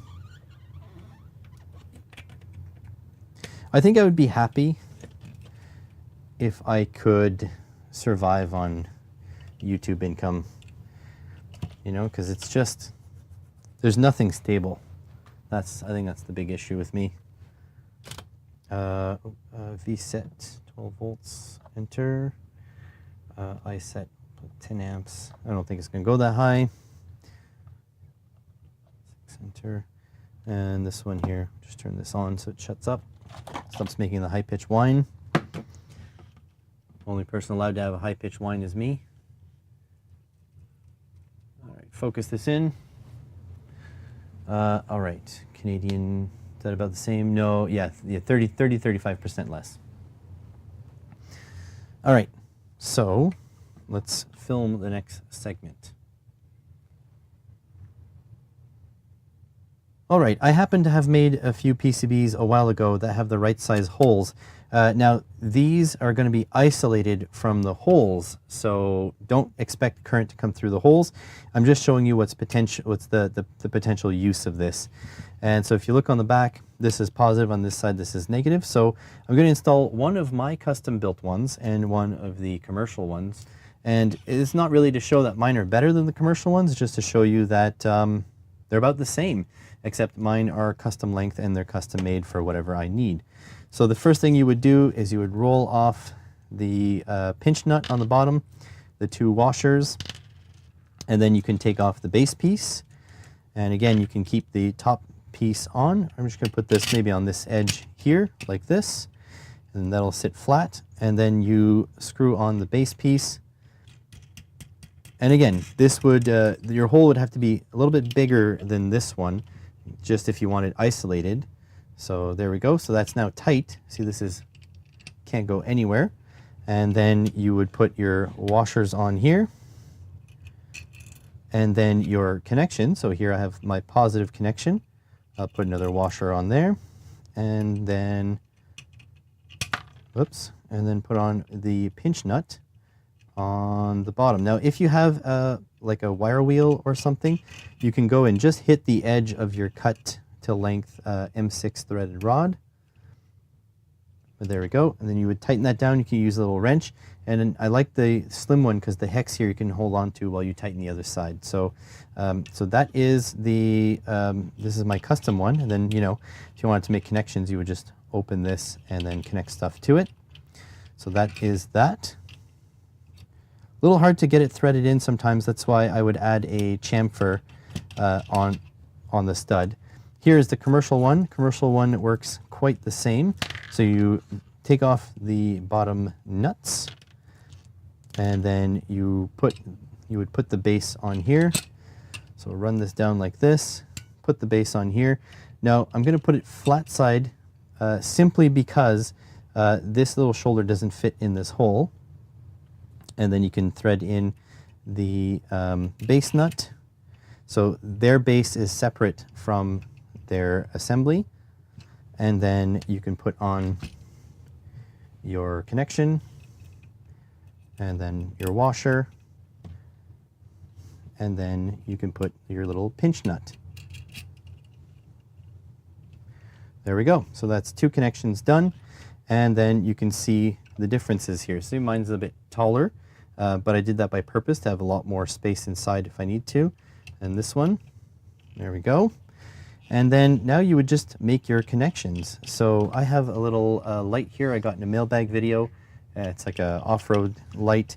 So you can take the cap off completely if you had, you know, ring terminals, but I only have spade terminals here. So I will just loosen up the top a little bit and then clamp it down like so. And then same thing with the commercial one, and clamp it down and then turn on my power supply. And there we go. So it works just fine. So basically your wires underneath are bringing in the voltage and current, and it's going through the M6 threaded portion. Whoop, the commercial one got loose there. You would probably tie this down with a tool, but you know, it's just a demo. And then you have your device.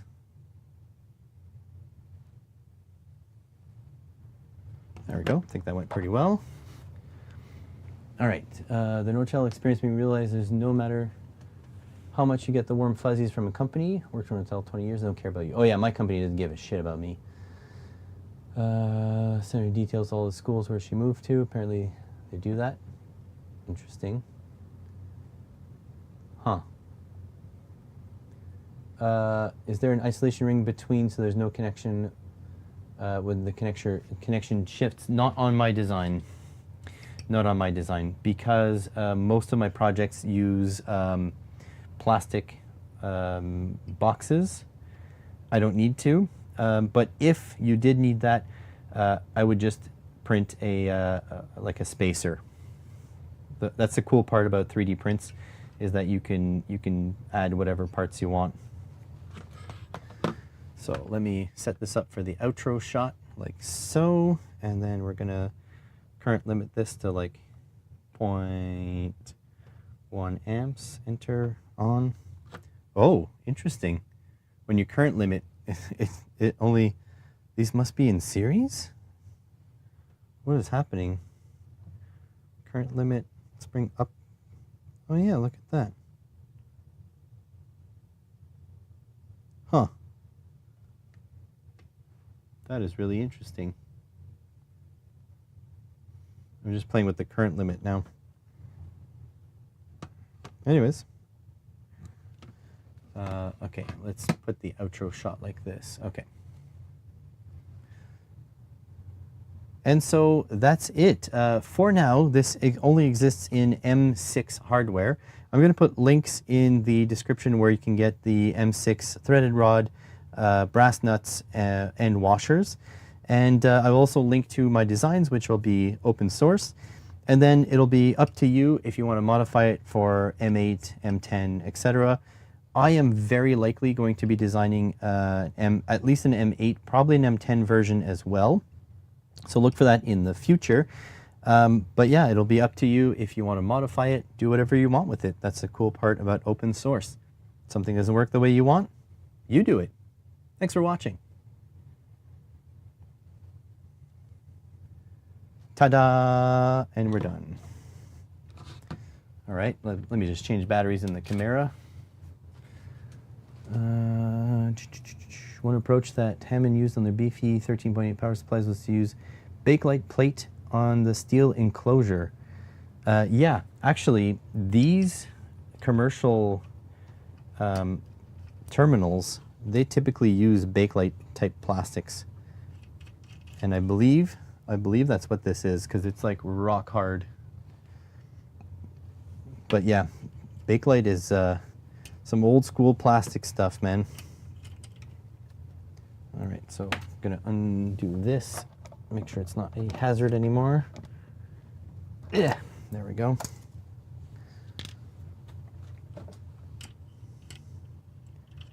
I just love making my own stuff, you know? It may cost me more because it takes, you know, time and effort to do it, but the result is always exactly what you were looking for. Unless you're a terrible designer like me, then it takes you a couple shots and then it's exactly what you're looking for. So there we go. That's done. Now I just need to continue working on the battery project.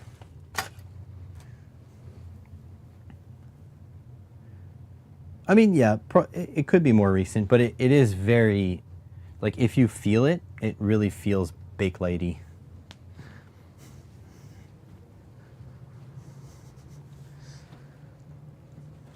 Because, like, Bakelite has that almost, like, you know, it feels like glass almost. It's, like, really hard and shiny. And that's what that feels like. All right. Jesus. This thing is freaking heavy. All right, switch out the battery.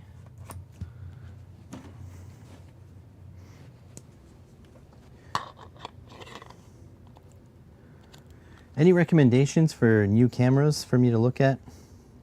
Kind of want to stay Nikon, but Nikon's expensive. Just because I have so many Nikon lenses, you know? So, there we go. All right. Now, I don't know if I undid these nuts, if the whole thing will just go crazy. because I do need to undo sort of these two to fit my two adapters here. Put this back over there. This box.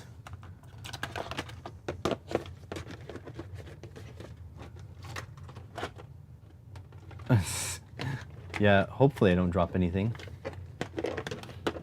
These are lithium iron phosphate, so they do have slightly less discharge capability than nickel cobalt. But yeah, they're still, they're pretty scary. And on top of that, like basically the pack negative and the pack positive, they're literally like 8 millimeters away from each other. So that's kind of, it's a little spooky. And also they're rubbing on top here, you know, with the, that really hard plastic insulation. They're all going to be zip tied down in their final installation, but for now, not quite. Do I have the right size wrench? I do. 11 millimeters. What's that in imperial? Because I think I have the imperial equivalent here as well.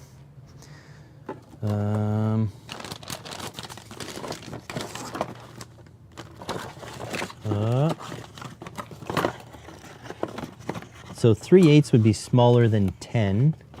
So we need something a little bit bigger.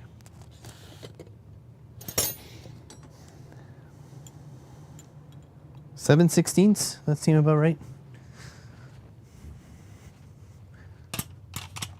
Yep, that'll work.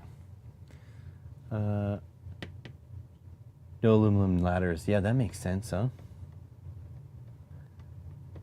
The only camera I have is for the PlayStation 2, yeah. All right.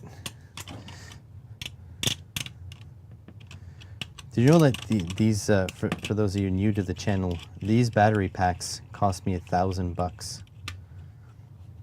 That ain't cheap. Not for 4, I bought 16. Ooh, I don't know if they'll come out.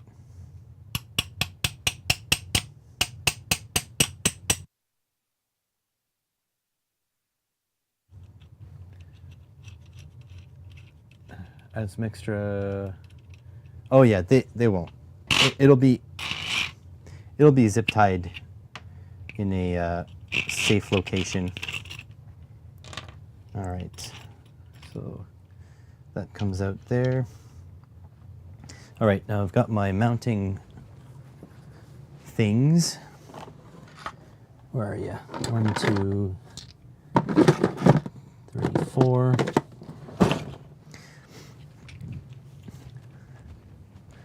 Here we go. What am I going to use them for? They will eventually collect solar energy, and they will eventually power my entire workshop here. They were meant to be mostly for experimentation, but I mean they're still going to be for experimentation, but they're basically going to be like home. The point is they've got these handles on them. So they're going to be fill up with solar energy during the week, and during the weekend, I go fishing with them. I put them in my boat, which I didn't have time to use this year because my transmission exploded. But yeah, they'll go in my boat, and I'll be able to, you know, basically run my channel with green energy, and at the same time, go fishing with green energy. No gasoline needed. Okay, come on out. That comes out, that comes out. Actually, I'm surprised by how stiff these plates are. They're holding together pretty well. All right, so that'll go here. Now I need little spacers to put inside there. Right, where's my spacer box?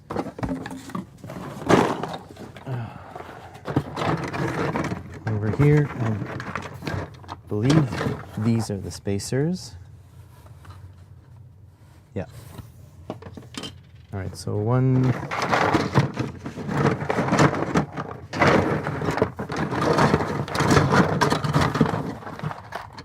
2, 3,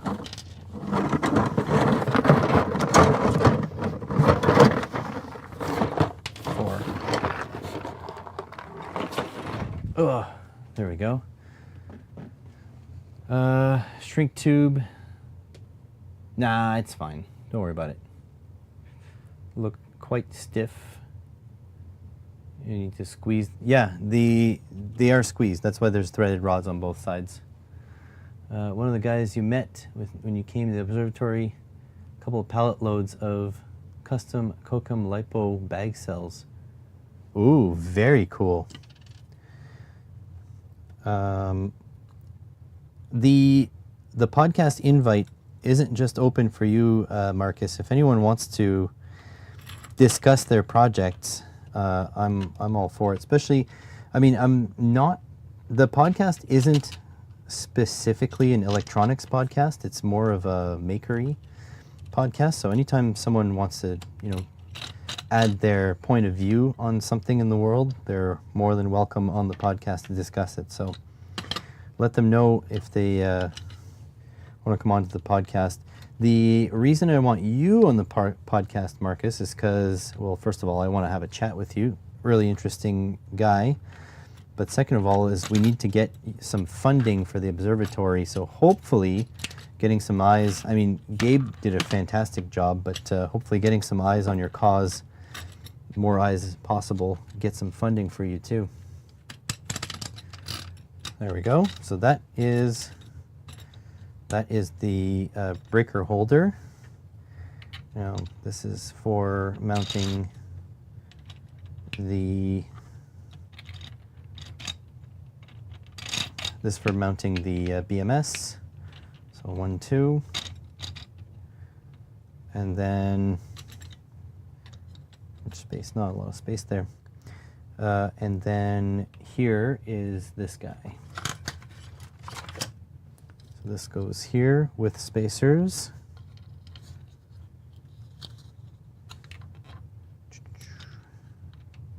In she goes.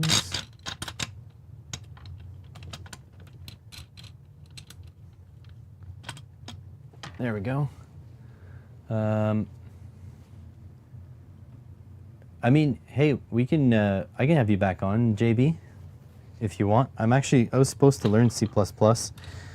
Another maker convinced me to learn other stuff first, like HTML and stuff like that. HTML, CSS, PHP first. Okay, so that's in there. Just gotta be careful. Maybe I'll pull this. Maybe I'll pull this wire off. That's not a 10 millimeter at all. Shouldn't be that tight. Come on. I don't feel like going outside to get my wrenches. Everything is all over the place since I'm working on the freaking stupid Volvo. There we go. Take this guy off just to make sure it's a little bit safer. Like so. And then I can run, oh yeah, so I need to run a spacer on this one.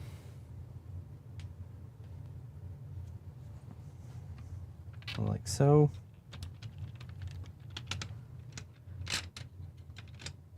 Yeah.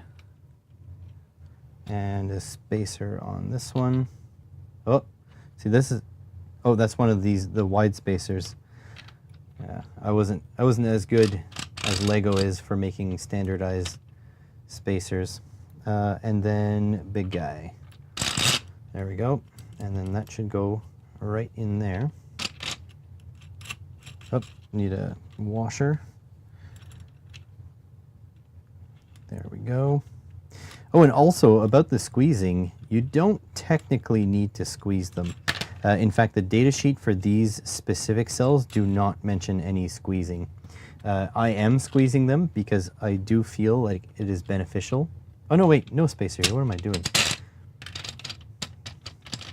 I do feel like it's beneficial, but it is a little bit overblown, the claim that you need to squeeze all of them.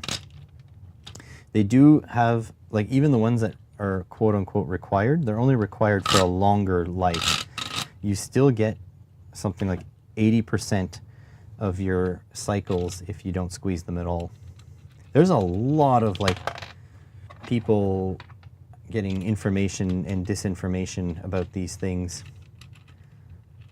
But yeah, I decided to squeeze them because it's a big investment. They're already kind of junk cells. So I wanted to put as much on my side as possible. All right, so this should be the kind of like the final look. I have these two panels, and this is actually the first time that they are assembled. So yeah, here should be the breaker, and here's the on-off switch, like that. Yeah, but the lifetime is still, like, yes, 20% is a lot, but we're talking about 3,500 cycles at 100% depth of discharge. So these batteries coming to my house is kind of like retirement for them. They are never going to be doing that much work. Not ever. So like, yes, I do agree it'll last longer, and I do agree that it's like a difference, but the fact of the matter is they're not going to be doing 100% depth of discharge, and so like 3,500 cycles is still a lot. Come on, get out of there.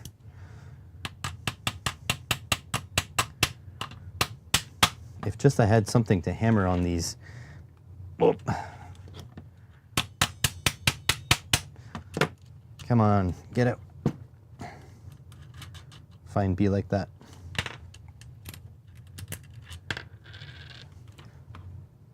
Ugh.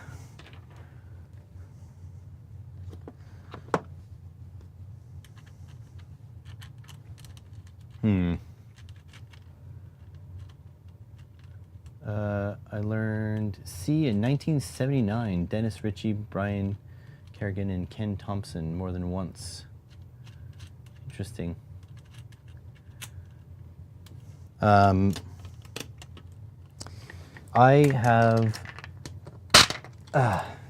have downloaded, or well, I guess I bought, but like on online format, Bjarne Straustrop's C++ book, because apparently he's one of the biggest contributor or the creator of C++, something like that. So I tried making my way through, but I mean, you know, I'm not a very intelligent guy when it comes to coding, so it wasn't like speaking to me, but I do like the way it's laid out. It's laid out pretty nicely.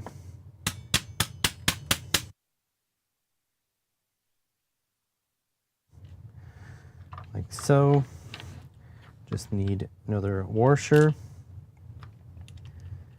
And put this guy on. Also go around and tighten up the other bolts too. There we go. Hang on to this and tighten this.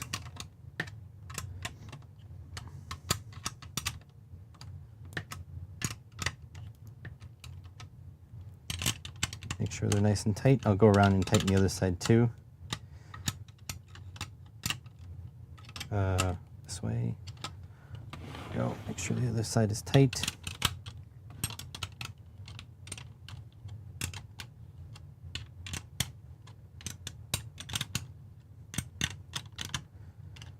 There we go. So now I need to make custom lengths of wire. Oh, did I find a problem here? Oh no, I'll need a redesign. Yeah. I don't know if you can see this right there. It's not touching, but it's not accessible. So what I did for this one here is I actually moved it up and away so I can put more pieces here. So I'm gonna have to do that with this one too. I'm gonna probably tilt it more forward, and that sucks. So that needs a redesign. So I can't make this video yet. Dang it. That's pretty shitty. So I'm gonna have to redo this piece. I've already been through a bunch of iterations, but this switch is just way too thick. And yeah, even the other end there is kind of touching.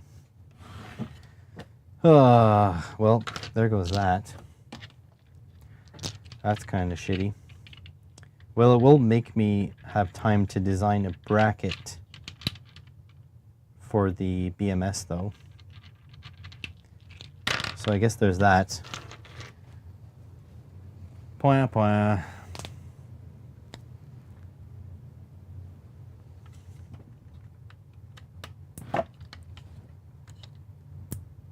This stuff is pretty tough. This is PLA Plus. All right, well, that's that. Cool. Well, at least this is together. Wish I would have been able to actually do the final assembly of it, but I guess I'll have to wait for another day. I wonder if I should just scrap that design and just make a whole faceplate. You know what I mean? Like replace this spacer, this one, and this one, and just make a whole faceplate where I can put the switch, this, and mount the BMS onto. Might be an idea. But anyways, this wire has to come here too. So really, I made this wire long, but really this will have to pretzel and go like this, kinda. So this wire needs to be shortened too. Dang it. Back to the drawing board. This is what I get to try to make like modular setup that anybody can use. But that would also mean I can scrap these too.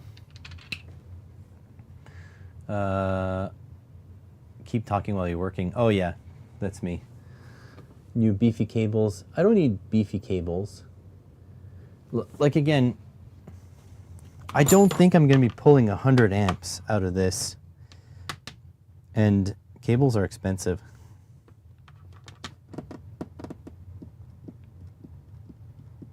I wonder how big is 100 by 100 by 100? Probably like this. Make a PCB way PCB, but it's not big enough. Won't be able to fit everything. But I think that's what I'm going to do. I'm going to make a new plate that hooks on here, here, here, here, and here, and mounts the BMS, mounts the breaker. I think that's what I'm going to do. And then you assemble it all and stick it on there.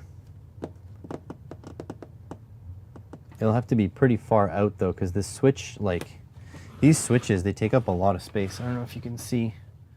They're fairly thick, but it's probably going to be better. So I'll make a plate there, and then I can also make a cover. So my plate will come up here, and then it'll have probably like screw holes where I can just put slide a cover over here, and then nothing can go and hit my terminals. I think that's for the best. All right, so I'll have to get to work on that. But that'll be something for another day. So thank you everyone for being here. I really appreciate you coming to the live stream. Makes me feel like I have an audience again. I haven't had an audience for a little bit because I've been doing crap all, because I've been busy. So I really appreciate you guys coming by, and we'll see if we can do this a little bit more often. For the moment, I won't have a schedule. I'm just going to do what I can, but let's see if we can work on something and get a schedule going. Thanks for watching, everyone. See you on the next one.